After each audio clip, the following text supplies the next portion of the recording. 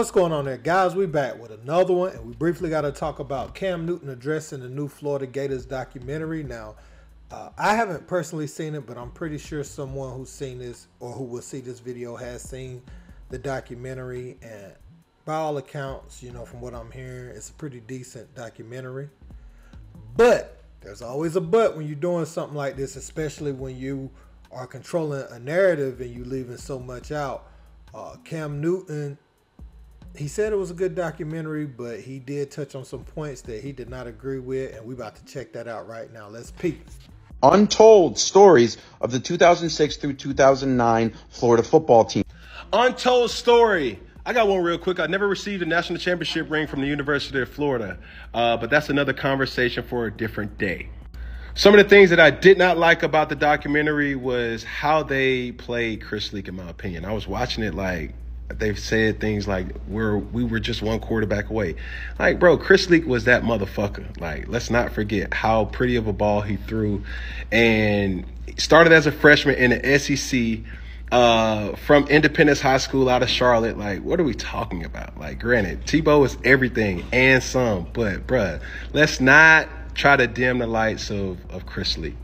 Lastly, where were these players? I really wanted to hear from Percy Harvin, Joe Hayden, the Pouncey twins. Like, there was so much that they left out. But other than that, it was a good documentary. So as you can see, man, I put this graphic up so you can see just how highly sought after Chris Leak was coming out of high school. I'm sure if you was around back then in the class of 2003, Rivals had him listed as, you know, the #2 overall quarterback in the high school class in 2003.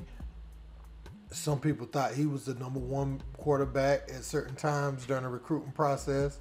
And Cam, you know, I got to watch it now because Cam said they tried to play him, but the man came in, started as a freshman. Now, you know, in his later years, him and Tebow, I remember them sharing some of the quarterback duties when he was a senior and Tebow was a youngster. But trying to play Chris Leak is crazy, you know, in my opinion. Just what he was able to do at Independence High School in Charlotte, which is, you know, was a historical powerhouse, you know, during that time. Still very good football team. You know, then you don't have the Pouncey twins on the documentary. I also hear there's no mention of Aaron Hernandez. I think that was on purpose based on everything that has went on in his life and, you know, the ending of his life and everything surrounding that. They probably kept that off. But, yeah, man, I just want y'all to see because Cam was on that team, played 2 years there, went to, I believe, Blinn Junior College. He went to a junior college for a year. Then, you know, he reemerged at Auburn, led them to the national championship, went on to do great things with the Carolina Panthers. The rest is history. So, and let me add this. By all accounts, Cam Newton was better than Tebow, and everybody knew it. Like, he was the better quarterback. Even though Tebow was winning at a high level at the time, top-notch college quarterback, just skills from the position, I've always heard that Cam was better. So that's what people on the team were saying. People around the program, they always said Cam Newton was the better natural quarterback, but it's hard to argue with the results of Tim Tebow in college, but shoot, it all worked out at the end. That's what I like to say.